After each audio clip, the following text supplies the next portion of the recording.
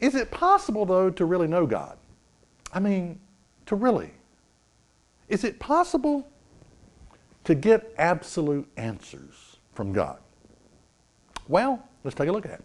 Ephesians 1 and verse 18 says, the eyes of your understanding being enlightened, that you may know what is the hope of his calling, what is the riches of his glory, of his inheritance in the saints. So to me, it sounds like, yeah, evidently it is possible to really know and to really get answers. Ephesians 1 and verse 9, having made known unto us the mystery of his will, according to his good pleasure, which he has purposed in himself. Now I'm telling you though, this is not your average run-of-the-mill person who this works with. It's not the person that loves ignorance. It's not the person that settles for not knowing. This is not the person, these are people who say, God, what you want me to do, I will do it. I will act upon it once you reveal what you want.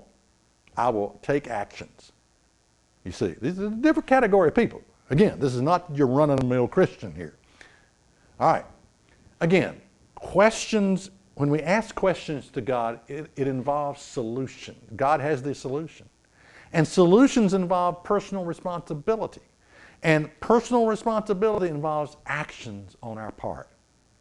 Now I want to look at an example of absolutely knowing. Okay, it's an example of Paul here. 2 Corinthians 12 and verse 7. He says, unless I should be exalted above measure through the abundance of the revelation, there was given to me a thorn in the flesh, the messenger of Satan to buffet me, lest I should be exalted above measure.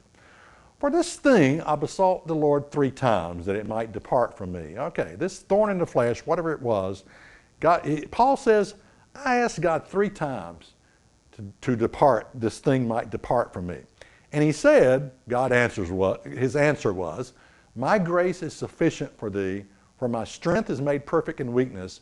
Most gladly, therefore, will I rather glory in my infirmity, that the power of Christ may rest upon me. Now my point is this, yeah, Paul had to struggle with this 3 times. He had to go back, he kept going back 3 times, 3 strikes, you're out. But this was not a lifelong endeavor. This was not going back and forth, and I'm still seeking the Lord, and this has been going on. I've been looking for answers for 10 years now. I hadn't got an answer yet. No. This was a rather simplistic thing. Paul got his answer from the Lord. Again, I'm asking, you see, the problem is a lot of times we don't like the answer, or we fear the answer. Well, suppose God's not going to take this away from me, or whatever. We fear the answer, and so we'd rather play dumb.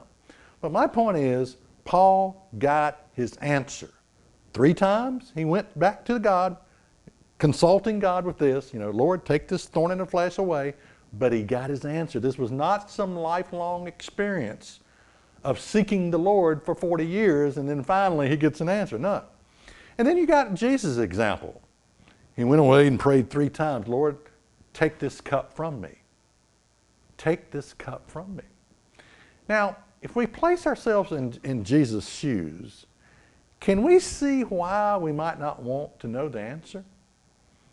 Lord, take this cup from me. The answer came back after 3 times, no, I'm not taking this from you. But again, my point is this. This is not a scenario that continued on for 10 years of seeking and wondering, or what is the answer to this problem? No, it was achieved very quickly, the answer. The big deal is this: do we really want to know? Do we really want the answer that God has ready to give us at any moment? Do we really want to know?